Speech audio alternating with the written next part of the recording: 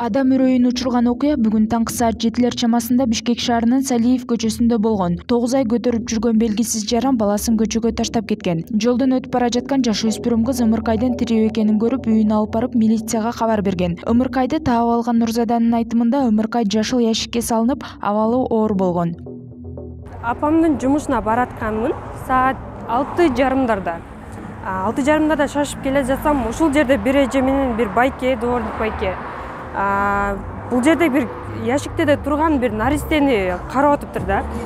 Ал эже балага мындай эме кылып жүзүн эле кармап туруптур. Жүзүн эле жылытып туруптур. Анан мен шок болуп келип кармасам, денеси баардыгы муздап калыптыр. Анан шашып, өзүмдү кармана албай, үйгө жүгүргөн бойдон кеттим. Мен барып ошол милиция башка нерселер эч оюма да келбептир.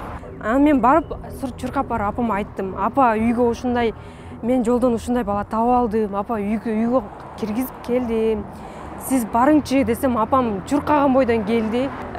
Актарды бардыгын жылуу кылып, үтүктөп, ошолорду балага ылайыктуу кылып, кыскасы балага жакшы эме кылды да. Жүздөрүнүн ол жери бүт күн болчу, жүзүн жуурду, бардыгын. Аябай жаман болдум, шок болдум, эч нерсени биле албай калдым. Мен ал стресс болгонум, жумуштун эме кылып, бул жакта жүргөндө деле жүрөгүм уже мындай иштей албай өзүнө келбей жатты да. Буту колум титиреп, ал бала кандай болду экен, тирүү калдыбы экен деген ой гана менде басып жүрдү. Эң главный ошо баланын өмүрүн гана сактап калыш гана болду. Башка нерсе ой жок болду менде. Ымыркайды таап алган кыздын апасынын айтымында кичинекей Ымыркайдын абалы өтө оор болгон. Бирок кызы кичинекей болгондугуна карабастан наристеге биринчи жардамды көрсөткөн. Тез жардам кызматы жарым саат дегенде келгенин айтат. Жумушка кызым барып калды, чуркап эле: "Апа, сиз келатканда жолдон алдей көрбөдүңүзбү? Мен алдей таап алдым. Ящикке бирөө алдейги таштап кетиптир. Жаңы туулган бала экен, киндиги да кесиле эле экен" де, мындай байланбаптыр деди да. Дегенде эле мен шок болуп калдым, аябай. Бул кызым вообще шок болуп калыптыр да, мындай өң жок эч кызымда, коркуп калган да. Мен деле буга кепке сөзгө келбей эле чуркадым. Алдей какта десем, үйгө апарып койдум дейт. Эмнеге үйгө апарасың дептирмин да, оюмда чуркадым үйгө көздөп. Чуркап келип эле келсем, баягы бунун алдында каралашкан келин алдейди алып туруптур үйдөчү.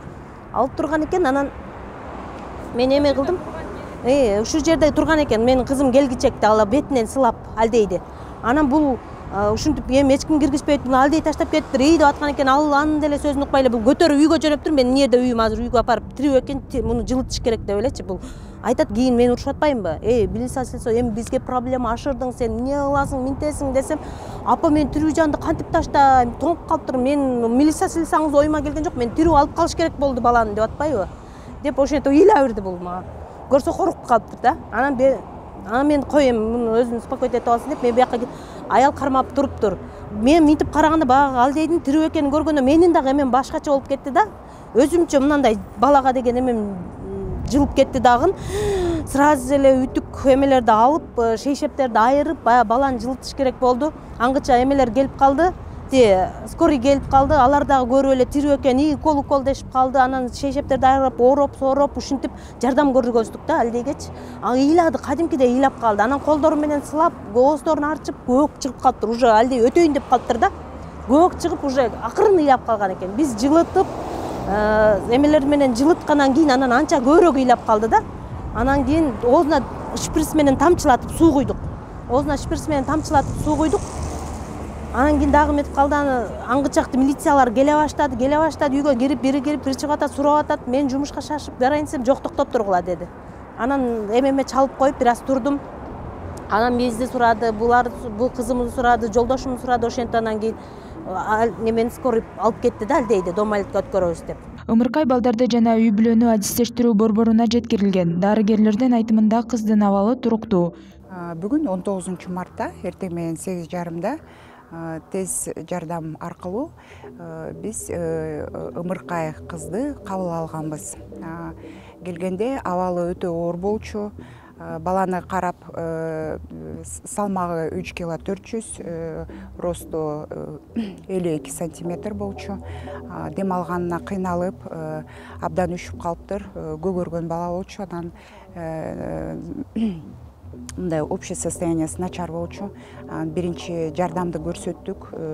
Скорый помощь, тез жардам деген, өзлөрү деген киндигине скобаны коюп, бияктан келип жарым сааттын ичинде биринчи жардамды көрсөтүп, реанимационный мероприятиялардын баарын колдонуп, азыр бала